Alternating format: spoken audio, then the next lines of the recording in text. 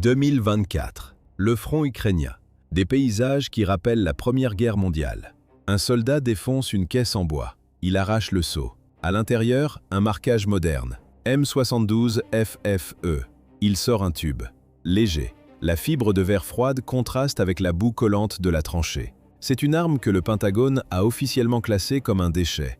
Un concept obsolète. Comment un bout de plastique, jugé inefficace contre les chars soviétiques dans les années 80, est-il devenu l'argument principal de l'infanterie en 2024? La réponse est dans les chiffres. Le Canada a fourni 4500 de ces tubes. La Norvège en a donné 5000. 9500 unités. C'est assez pour donner une roquette personnelle à chaque soldat de 2 brigades d'infanterie motorisée modernes. Pour un système que l'on enterrait il y a 40 ans. Pendant que les soldats déballent, les usines tournent. Sans arrêt. Les chaînes de montage de Nammo à Raufoss, en Norvège, et en Arizona. Elles produisent en masse ce que l'armée américaine avait mis au rebut. L'arme, jugée obsolète contre les blindés soviétiques, est aujourd'hui utilisée massivement contre les fortifications russes. Ces milliers de lance-roquettes ne sont pas un accident. C'est un aveu d'échec. Un échec vieux de 66 ans. Les généraux ont tout fait pour tuer cette arme. Les soldats l'ont toujours ressuscitée. Sur les présentations du Pentagone, la guerre est parfaite. Des graphiques, des chiffres. Le missile Javelin, cher, sophistiqué, l'arme du futur. Puis la réalité, 3 heures du matin, un bâtiment inconnu, le bruit des balles. Dans le noir, un soldat ne cherche pas un système complexe. Il attrape ce qui marche. Un tube de 5 livres et demi, une arme que la bureaucratie a toujours voulu remplacer. Le M72 a survécu à 2 programmes de remplacement dédiés. 2. Dans la machine militaire américaine, c'est presque impossible. D'habitude, les contrats de plusieurs milliards de dollars balayent le vieux matériel, que les soldats le veuillent ou non. L'idée vient de Redstone Arsenal, 1959. La question des ingénieurs était simple. Comment donner à chaque homme de l'escouade une roquette qu'il peut vraiment transporter? Leur réponse, un tube télescopique en fibre de verre. 66 ans plus tard, la question du soldat sur le terrain reste la même. Et aucune meilleure réponse n'a été trouvée. Alors les usines en Norvège et en Arizona ont continué de produire. Pour comprendre cette obstination, il ne faut pas regarder l'arme, mais la cible. La cible avait changé. Imaginez un marine, équipement complet, 12 heures de nettoyage, maison par maison. Sur son épaule, l'AT4, 15 livres. L'AT4 pouvait percer les murs, mais il était lourd, trop lourd. Chaque livre dédié au bréchage était une livre en moins pour les munitions, pour l'eau, pour le matériel médical. Alors, qu'est-ce qui est le plus important en combat réel? Percer le blindage d'un char ou économiser 10 livres de poids pendant une mission de 12 heures? La réponse, c'était le M72 LAW, 5 livres et demi. Assez petit pour être oublié sur l'épaule. Il pouvait toujours faire un trou dans un mur de parpaing, créer un point d'entrée. Le résultat, une détonation assourdissante, un nuage épais de poussière de béton, qui obstrue les poumons dans une pièce exiguë. Les nouvelles versions, les M72 A6 et A7, étaient différentes. Leur mission n'était plus de percer un blindage, mais de produire un effet de souffle contre les structures. La tête explosive conçue pour les chars avait été repensée pour un nouvel ennemi. Les murs, les pièces, les bâtiments. Les soldats l'ont ressorti des stocks. Un rapport de la 10e division de montagne de 2010, après des combats similaires en Afghanistan, l'a formulé clairement. Le M72 offrait le meilleur équilibre, poids contre efficacité au combat, rapide à déployer, précis à courte portée, assez léger pour en porter plusieurs, létal contre les cibles qu'ils affrontaient réellement. Le système d'acquisition avait essayé de le remplacer. 20 ans, perdu. La tactique de percer les murs avec des roquettes légères n'est pas née en Afghanistan. Elle vient de l'enfer de béton. Irak, novembre 2004. L'opération Phantom Fury. 12 000 Marines, soldats et troupes irakiennes alliées se jettent sur Fallujah, une ville de 300 000 habitants. C'est la plus grande bataille urbaine américaine depuis la ville de Hué, en 1968. L'ennemi a eu des mois pour transformer chaque pâté de maison en forteresse. Une chaleur claustrophobe, l'écho des tirs croisés, piégés entre les cubes de béton des maisons. Les insurgés percent des trous dans les murs pour se déplacer sans s'exposer. Chaque approche est couverte par des tirs croisés. Chaque porte est piégée. Ouvrir une porte, c'est mourir. Nettoyer une ville de 300 000 âmes signifie inspecter des dizaines de milliers de pièces. Avec de tels chiffres, l'entrée par la porte devient un arrêt de mort statistique. Les bâtiments eux-mêmes sont l'ennemi. Des structures interconnectées aux murs épais qui absorbent les tirs d'armes légères. Un marine avance dans une ruelle étroite. Il s'approche d'une porte. Il aperçoit un fil. Un pas en arrière. Il lève son M72, non pas vers la porte, mais vers le mur aveugle juste à côté. Cette expérience va changer à jamais la tactique de l'infanterie. Elle va rendre l'utilisation de systèmes lourds comme le AT4 presque impossible pour ce type de combat. La solution fut de passer à travers les murs. Ce lourd AT4, l'armée a dû l'acheter en urgence. Un achat panique. 1985. Le projet Viper, le remplaçant américain du M72, est un fiasco total. Le Congrès ordonne de trouver une solution étrangère, disponible immédiatement. Le choix se porte sur le AT4 suédois, produit sous licence comme le M136. Sur le papier, il est supérieur. Plus lourd, plus long, plus cher que le M72, mais bien plus mortel contre les blindages modernes. Meilleure pénétration, meilleure portée. L'AT4 devient le remplaçant officiel. Le M72 est déclaré surplus. La transition commence. Alors pourquoi cette arme, officiellement morte, n'a jamais vraiment disparu des troupes? La réponse est dans l'arithmétique la plus simple. Un AT4 pèse 15 livres, presque 7 kg. Le M72, moins de 6 livres, moins de 2,5 kg. Le poids d'un AT4 équivaut presque à celui d'une mitrailleuse M240 déchargée. Imaginez le choc sourd et lourd de ce tube sur le dos d'un fantassin. À chaque pas, dans chaque patrouille. Le calcul sur le terrain est brutal. Pour le poids d'un seul AT4, un soldat peut emporter 2 M72 sur son sac. L'attente des généraux, une guerre contre des colonnes de chars en rase campagne. La réalité, pendant les 40 années suivantes, l'ennemi se cache dans des bâtiments et se déplace en pick-up. Contre cet ennemi, 2 roquettes valent mieux qu'une seule, trop lourde. Le M72 n'a jamais été officiellement réintégré.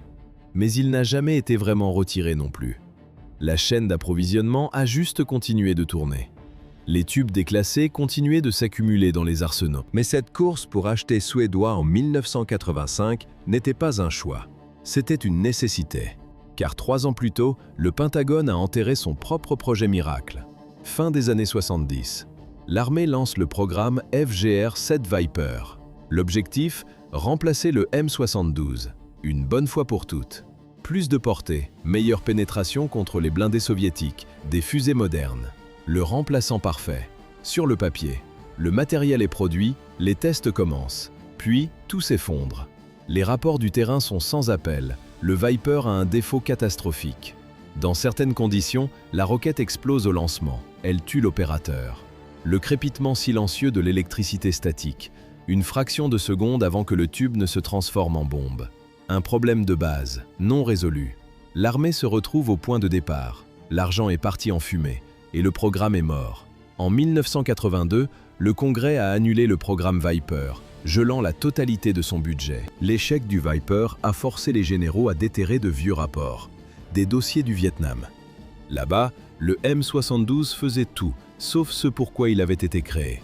Il ne détruisait pas les chars, il ouvrait des brèches. Comment une arme étiquetée inefficace contre les chars est-elle devenue indispensable? Elle a simplement commencé à démolir des casemates en béton. La vraie histoire se passait dans les rues de Hue, en 1968.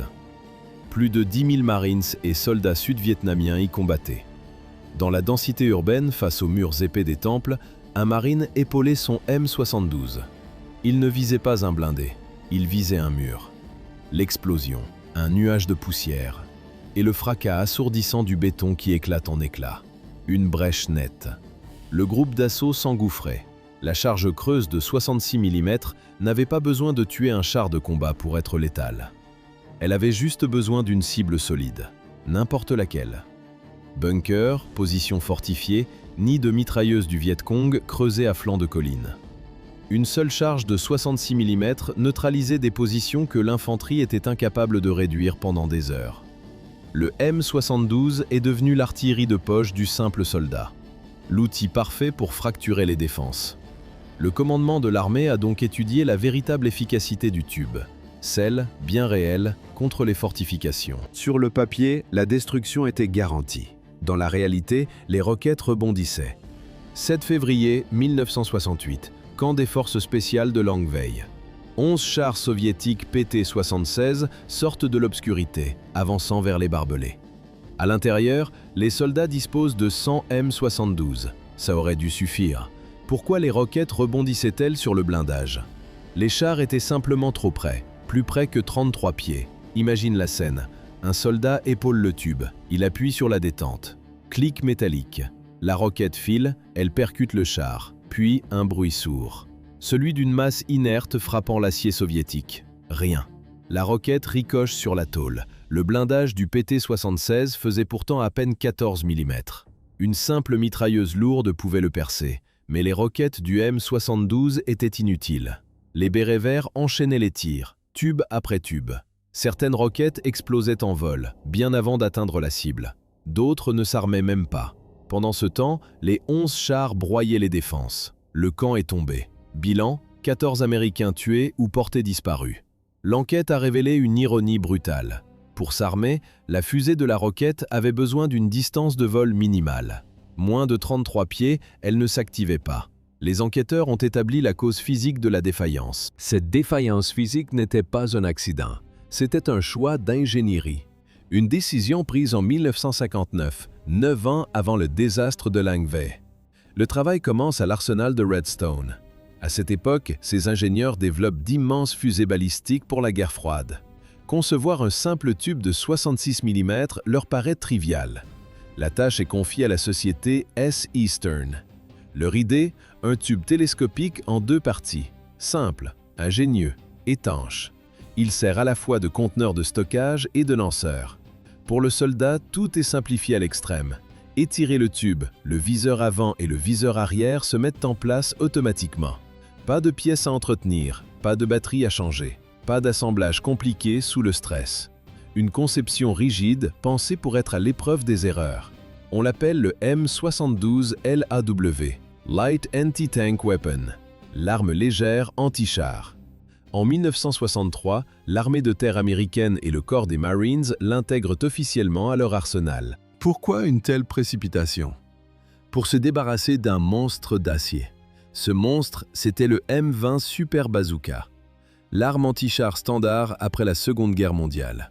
14 livres à vide, 60 pouces de long, 1,50 m de métal qui pèse sur l'épaule. Une scène simple, un soldat à l'abri, écrasé par le poids du tube. Son coéquipier, en panique, tente d'enfoncer une roquette dans la culasse, le tout sous le feu ennemi. Cet équipage de 2 hommes était une cible, une annonce. Pourquoi les généraux voulaient-ils un tube jetable? Le vieux bazooka exigeait 2 hommes et il volait de précieuses secondes en plein combat. La logique n'était pas nouvelle. Les Américains l'ont emprunté aux Allemands. En 1945, le Panzerfaust de la Wehrmacht avait prouvé son efficacité. Des milliers de tubes bon marché qui ont incinéré les chars soviétiques dans les rues de Berlin. L'armée américaine voulait la même chose, mais en mieux. Plus de portée, plus de précision. Le besoin était désespéré. En 1956, le Pentagone a publié les spécifications techniques officielles pour son remplacement. L'idée, copiée sur les Allemands, était d'une simplicité brutale. Un tube bon marché, à usage unique. Un concept qui s'est avéré plus résistant que tout ce qui a suivi. L'armée américaine a tenté de le remplacer. 2 fois, 2 échecs. La deuxième tentative a simplement créé une autre arme, mais le M72 est resté. Son secret? Le prix. Moins de 2000 $. Comparez ça à un missile Javelin moderne à 200 000 $. Le M72 n'est même pas une dépense. C'est une erreur d'arrondi. Cette arme a été conçue en 1959. Elle pèse à peine 5,5 livres. En 2026, elle a 66 ans. 66 ans. Un tube jetable de l'ère Eisenhower qui refuse de mourir. Toujours en production, toujours entre les mains des opérateurs. Commandé dans de nouvelles versions pour des menaces que ses créateurs n'avaient jamais imaginées. Des milliers d'unités sont expédiées sur le front moderne en Ukraine.